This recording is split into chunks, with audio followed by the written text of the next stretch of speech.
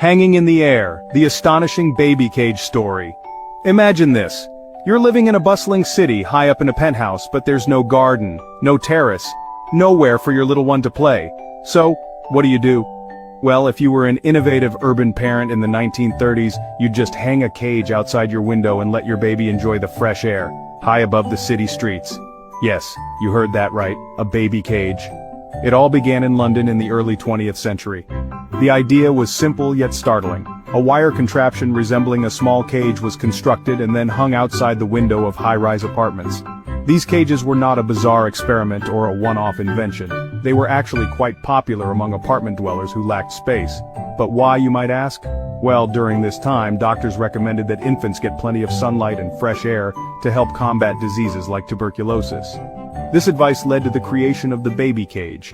It was seen as a practical solution that allowed babies living in city apartments to receive the health benefits of being outdoors while staying safely within their homes. The most famous version of the baby cage was patented in 1922 by Emma Reed, an inventor from Spokane, Washington.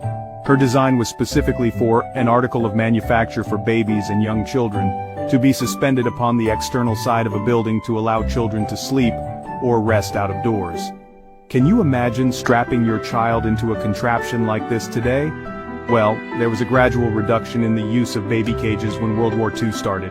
While they saw a resurgence in popularity after the war, their use ceased entirely in the 1950s. Interestingly, there were no recorded injuries associated with baby cages. Nevertheless, as childcare and safety regulations advanced, concerns grew, leading more parents to abandon this practice.